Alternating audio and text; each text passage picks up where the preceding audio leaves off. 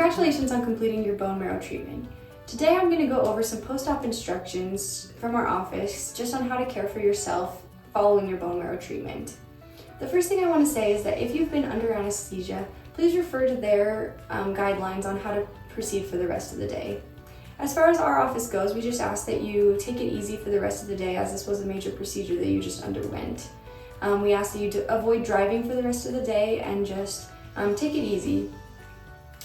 You've been given a bandage on the harvest site, which is in your hip, that has some steri strips, woven gauze, and a Tegaderm waterproof bandage. We ask that you keep the bandage on for the next 3 days. You should have been given an extra waterproof bandage and piece of woven gauze. You can switch them out if you notice that the edges of the Tegaderm are coming up or that some blood is leaking out of the gauze.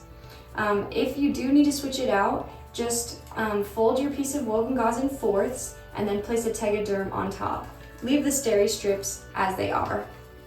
Other than that, you might just have paper tape on the actual injection sites. That can come off as soon as you'd like. We ask that you keep the injection sites as well as the harvest site clean and dry for the next 3 days. Our worry is just infection, so you're okay to take a shower, but we ask that you don't soak in any tubs, hot tubs, or swim for the next 3 days. After that, after the 3-day mark, the Tegaderm can come off and the steri strips and everything underneath, and you're okay to resume your normal activities, including swimming and soaking. Just know that for the next 3 to 5 days, you will be experiencing pain in the injection site as well as the harvest site. I usually hear from patients that the injection site is more painful than the harvest site.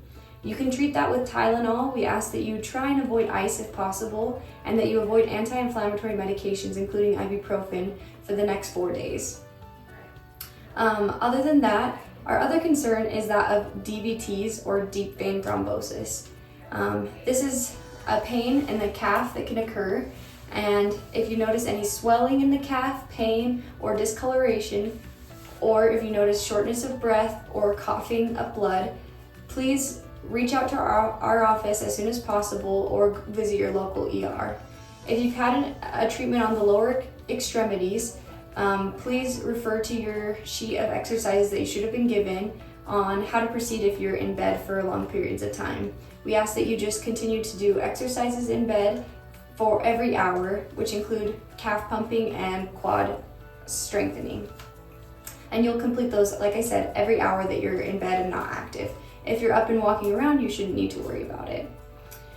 Just know that over the next 3 months, it could be a little bit of a roller coaster. The healing process takes 3 to 6 months. So if on the 3-week mark that you notice that you're not 100% better, just know that that's completely normal and nothing to worry about. We hope that over the next 3 months, it might be a little bit of a roller coaster.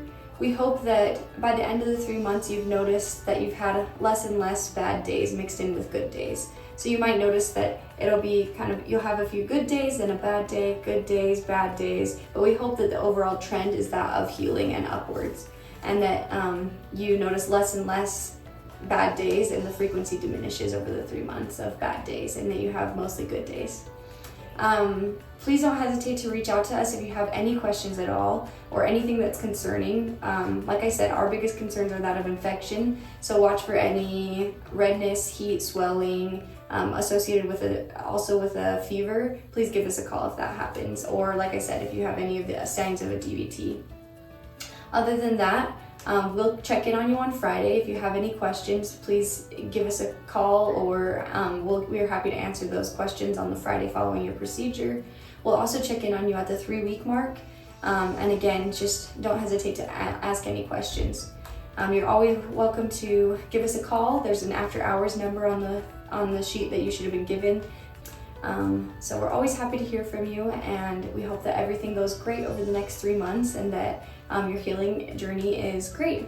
Thank you.